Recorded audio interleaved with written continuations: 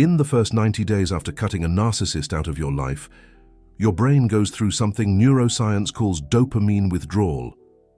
It's identical to what happens when an addict stops using drugs. The same brain regions activate. The same neurotransmitters become dysregulated. The same sensation of emptiness, of longing, of something being profoundly wrong. And here's what no one tells you. Carl Jung predicted this almost a century ago. He wrote that when we sever a relationship that carries our shadow projection, we experience a kind of psychological death. That's not an exaggeration. That's literally what modern neuroscience is now confirming. You're not suffering because you miss that person. You're suffering because your brain has been chemically altered during the relationship. The narcissist created an intermittent reinforcement pattern that hijacked your dopamine system. And now that the source has been removed, your brain is in panic. It was conditioned to expect peaks of pleasure followed by brutal crashes. Without that cycle, it no longer knows how to function. In the next few minutes, I'm going to show you exactly what happens in your brain in the first 30 days, the first 60 days, and the first 90 days after going no contact. I'll reveal why no contact is so painful and why any relapse completely resets the recovery clock. And I'll give you the integration protocol. That combines Jung's shadow work with the neuroplasticity confirmed by Huberman. But I need to warn you, what you're about to discover will explain why you still think about that person. And it will show you that the cure is much deeper than simply avoiding contact. Brace yourself, because what happens in the first few days is more terrifying than you imagine. Psychiatrist Dr. Ben Miller, in conversation with Huberman on the Huberman Lab podcast, explained that narcissism is fundamentally characterized by a pleasure deficit and a deep sense of envy.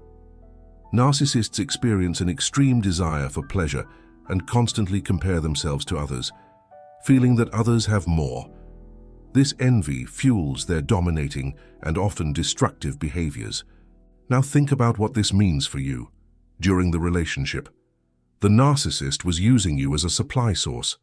Your attention, your validation, your emotional energy were the fuel they needed to fill their internal void. But the mechanism worked both ways. While you provided supply, you were also receiving intense and unpredictable doses of validation. Affection, and attention. Hold on to that, because it's crucial for understanding what comes next. The problem is, these doses were intermittent, never predictable. Sometimes the narcissist was loving, attentive, making you feel special. Other times, they were cold, cruel, discarding you. This pattern of intermittent reinforcement is exactly what casinos use to addict gamblers. It's exactly what makes social media so addictive. The uncertainty about when the next reward will come keeps your dopamine system on high alert. Studies show that dopamine responds more strongly to unpredictable rewards than to guaranteed rewards. Your brain learns to obsessively seek the next moment of validation because it never knows when it will come. And it's this state of constant seeking that creates the addiction. It's not love that addicts you, it's the uncertainty. When you finally cut off contact, your brain goes into panic mode. The source of intermittent dopamine has been removed. It's like taking the drug away from an addict. The brain has developed a tolerance and now needs that stimulation to function normally. Without it, you go into withdrawal. But here's what Huberman will never admit directly. The neuroscience of traumatic bonding shows that it's not just dopamine involved. Oxytocin, the bonding hormone, has also been dysregulated. During the relationship, moments of intense connection released oxytocin, creating a sense of deep bond. But because these moments were followed by rejection and coldness, your oxytocin system also became dysregulated. The result is that your brain now associates love with pain, connection with uncertainty, affection with the possibility of abandonment. And that's why you can logically know that the relationship was toxic, but still feel an almost irresistible pull to go back. It's not weakness, it's brain chemistry. Researchers have identified that due to this dysregulation of oxytocin and dopamine, the victim requires connection with the abuser to avoid going into withdrawal. He or she has become dependent. The brain can trigger withdrawal symptoms that feel as real as any addiction withdrawal. And it's one of the reasons why leaving the narcissist feels so challenging. Seems simple? There's a mechanism that makes everything even more complex. There's a phenomenon called euphoric recall after the relationship ends. It's common for people to experience a flood of all the positive and happy parts of the relationship. These memories can make you question why you ended things in the first place. Your brain literally edits the memory. It minimizes the moments of abuse, the manipulations, the humiliations, and maximizes the good moments, the romantic gestures, the promises of change. This isn't a defect in your brain. It's a survival mechanism that evolved to maintain social bonds. But in the context of an abusive relationship, it works against you. Jung would have explained this differently. He'd say that the narcissist carries a projection of you.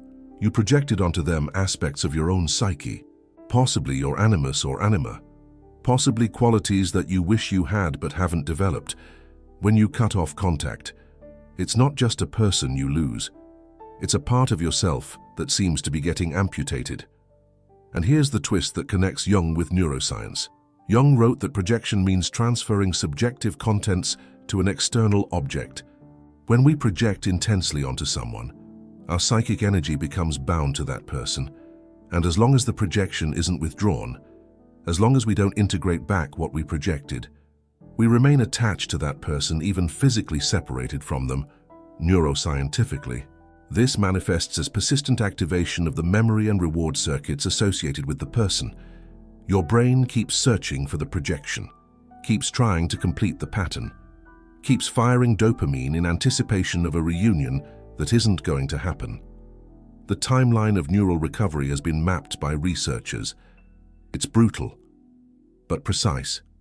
First 7 to 14 days, acute crisis phase, your brain is in shock. Cortisol levels are elevated. The amygdala, the fear center, is hyperactive. The prefrontal cortex, responsible for emotional regulation, is suppressed. You're going to experience intense anxiety, difficulty concentrating, insomnia, obsessive thoughts. This is normal. It's dopamine withdrawal, days 15 to 30. The neural negotiation phase. Your brain starts searching for alternatives. It's common to have intense dreams about the person, impulses to check their social media, the urge to send just one message. Any contact during this period, even visual, resets the recovery clock. The dopamine circuits reactivate, and you're back to day 1, days 31 to 60, the restructuring phase. If you've maintained no contact, the circuits start to weaken. The intensity of the obsessive thoughts diminishes. It doesn't disappear, but it does diminish. Your prefrontal cortex starts to regain function. You'll experience moments of clarity where you perceive the reality of the relationship. Day 61 to 90, the consolidation phase. Neuroplasticity is working in your favor. New neural patterns are forming. The old circuits associated with the narcissist are weakening due to lack of use. You start having entire days without thinking about that person. But neural recovery is only half the work. The other half is psychological. And this is where Carl Jung comes in. Jung clearly saw that the failure to recognize, accept, and deal with elements of the shadow self is frequently the root of problems between individuals and within relationships. The narcissist who attracted you didn't attract you by chance. They carried something that you needed to see in yourself. It could be your own repressed narcissism. Most people harbor a suppressed narcissistic side that they project onto others. The hatred directed at narcissists often comes from an uncomfortable recognition of one's own narcissistic traits. It could be your need for external validation. If you depend on others to feel worthy, you attract people who control validation. It could be your savior complex. If you need to fix broken people to feel useful, you attract people who will never be fixed. Complete recovery requires that you ask, what was it in me that attracted this person? What did I project onto them that kept me trapped? What part of my shadow self did they represent? Why is this hidden? Why do so few people talk about this psychological dimension of recovery? First, because it demands responsibility. It's much easier to be a victim of a monster than to recognize that you participated in the dynamic. This doesn't mean that you're guilty. It means that you have power. If you attracted this person through unconscious patterns, you can change those patterns. Second, because the narcissistic abuse recovery industry focuses on the abuser. This is important for initial validation. But if you stay stuck in the victim role, you'll never do the internal work necessary to avoid repeating the pattern. Third, because shadow work is a Jungian concept, and popular psychology still has a bias against Jung, it's easier to sell no-contact techniques than the deep work of self-knowledge. But neuroscience is proving that Jung was right. Becoming familiar with the shadow self is an essential part of the therapeutic relationship, of individuation, and of becoming more complete, more whole, and more colorful. Now let's get to the protocol that unites neuroscience and depth psychology. The Integrative Liberation Protocol for Post-Narcissistic Recovery has two dimensions that must be worked on simultaneously. Neural dimension, absolute no contact. This includes not checking social media, not asking mutual acquaintances about the person, not keeping photos or objects.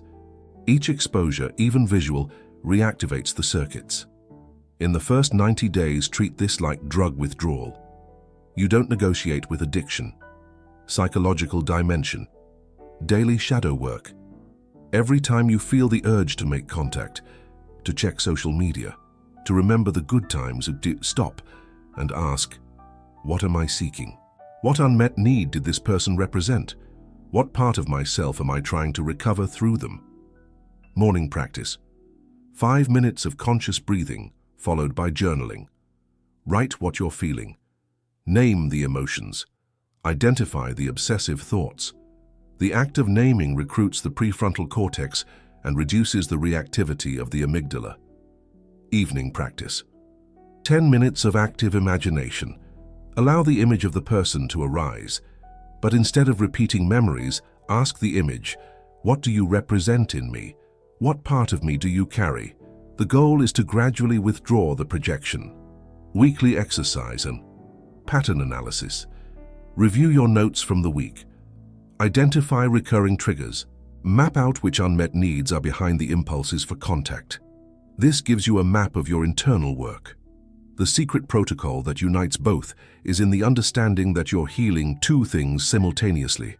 Your brain, which was chemically altered by the relationship, and your psyche, which projected unintegrated content onto that person. You've just discovered why cutting off a narcissist is so painful. It's not just loss. It's chemical withdrawal combined with psychological amputation. You understood the 90-day neural timeline. You learned that euphoric recall is a brain mechanism, not the truth about the relationship. And you received a protocol that works on both the neural and psychological dimensions. First, this connection between dopamine withdrawal and projection withdrawal has been ignored by the recovery literature for too long. Most resources focus on only one side. It's either all neuroscience without psychological depth, or it's all shadow work without understanding the brain mechanisms. The integration of both is what truly heals. The super thanks isn't just financial support. It's you saying, keep revealing what they hide. When you click on the golden heart below the video, you're funding research that unites Jung and Huberman. You're supporting content that goes beyond the surface. Each super thanks allows me to dedicate more time to studying these connections that few others do. Now let me delve deeper into something that few understand about recovery. There's a phase that happens after the 90 days that Jung would call the dark night of the soul post-separation, when dopamine withdrawal diminishes, when the obsessive thoughts stop dominating. You're confronted with something that was hidden beneath all that turmoil. You're confronted with yourself. And it's at this moment that many people relapse, not because they miss the narcissist, but because the internal emptiness that the relationship was filling is now exposed. The narcissist didn't create this emptiness, they only occupied it. And now that they're no longer there, you have to look at it. Jung wrote that nobody illuminates by imagining figures of light, but by making the darkness conscious. The relationship with the narcissist might have been your portal to that darkness. The question is, will you use this opportunity to do the work? Or will you seek another relationship to fill the void again? Researchers followed people who ended toxic relationships for 5 years. They discovered that those who simply walked away without doing therapeutic or self-awareness work had more than an 80% chance of entering another relationship with similar dynamics. The person changes. The pattern remains. Neuroscientifically, this makes sense. Your circuits have been shaped throughout your life. Childhood, your attachment experiences, your unresolved traumas, created patterns of recognition. Your brain has learned to identify certain characteristics as familiar, and therefore safe, even if consciously you know they're toxic.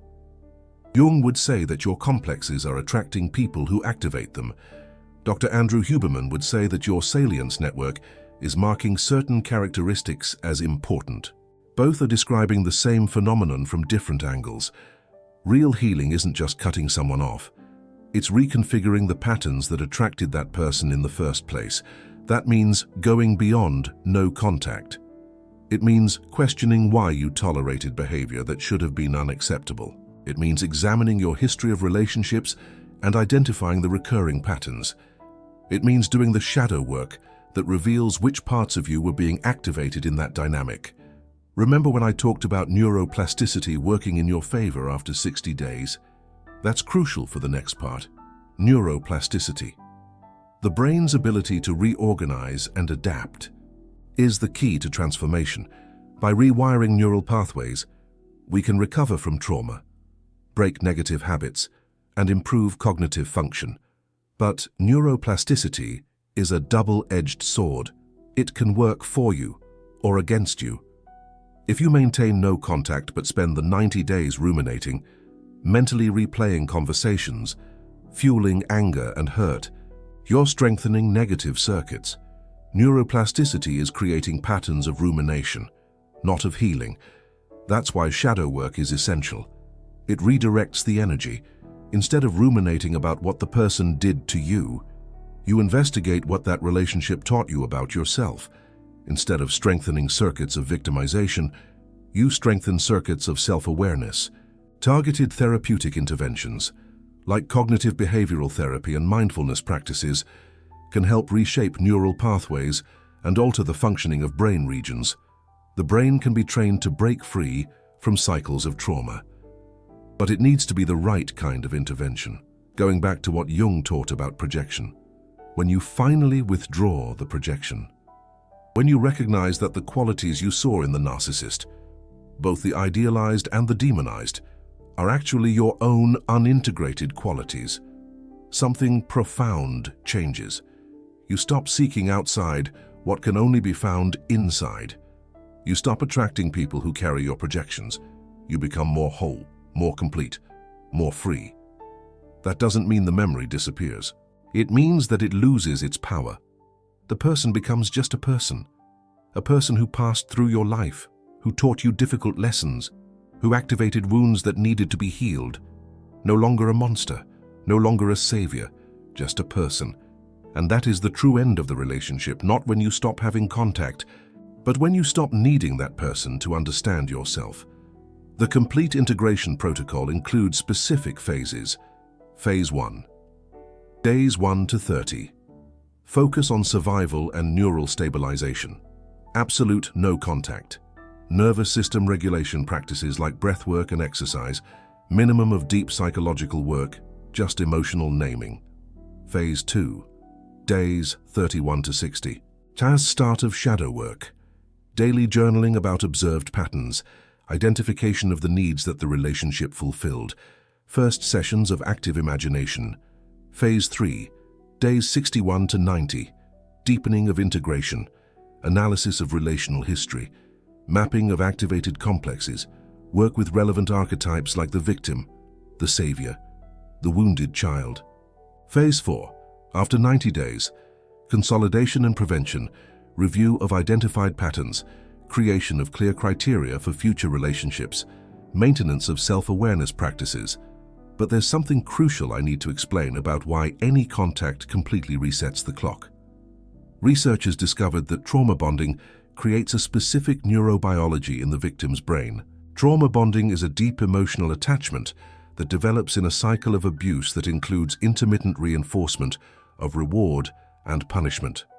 The neurobiology of this bond is powerful.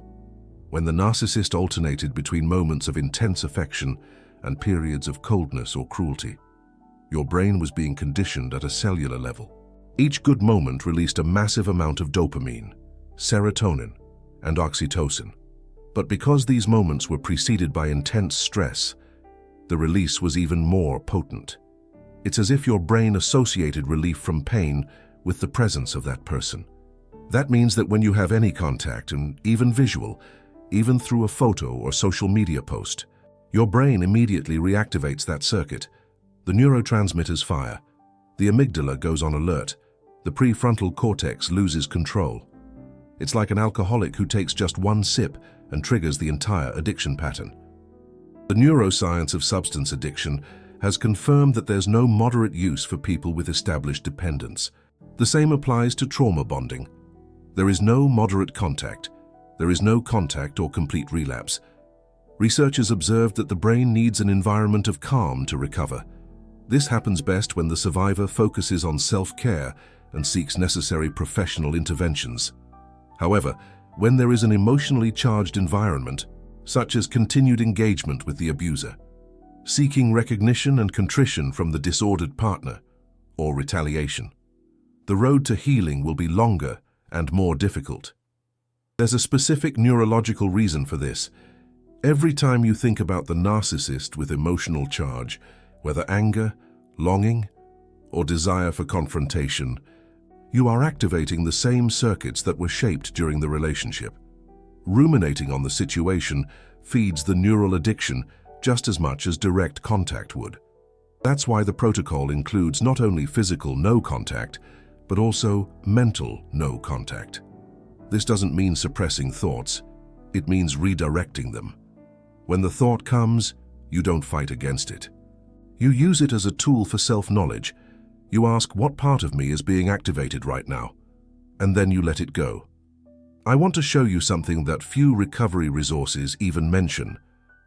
There's a phase that happens between 6 months and a year after no contact that can be surprisingly challenging.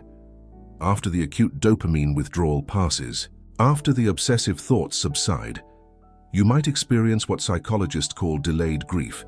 This happens because during the withdrawal phase, your brain was in survival mode. There was no space to process the loss. Now that the nervous system has stabilized, the emotions that were repressed can finally emerge. You might find yourself crying over something you thought you'd already overcome. You might feel waves of sadness that don't seem to make any sense. This is normal, and it's actually a sign of progress. Your brain is finally processing what happened. Don't fight it. Allow it. This is the real grief for the relationship you thought you had, for the person you thought they were, for the version of you that existed in that context. Carl Jung would call this grieving for what never existed. You're mourning a fantasy. The idealized person that you projected onto the narcissist was never real. The perfect relationship that you imagined never existed, and part of the healing is allowing that fantasy to die completely. There's more. Long-term studies show that people who engage in shadow work during recovery have dramatically better outcomes than those who just maintain no contact. 5-year follow-ups have revealed important patterns. Those who maintained no contact but didn't do any internal work were highly likely to repeat the pattern with someone else. Those who did therapy focused only on validating their experience of abuse had moderate results. But those who combined no contact with deep work of self-knowledge, who questioned their own patterns and integrated their shadow, had the lowest rates of relapse and the highest levels of satisfaction in future relationships. The difference is that shadow work doesn't just protect you from the same type of person. It transforms you into someone who no longer attracts that kind of dynamic.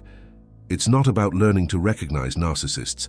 It's about healing the parts of you that were vulnerable to them.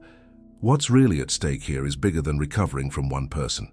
Jung wrote that becoming familiar with the shadow is becoming more whole. The toxic relationship that you survived wasn't just suffering. It was an invitation. An invitation to look at parts of yourself that were hidden, to integrate what was rejected, to become more whole. Dr.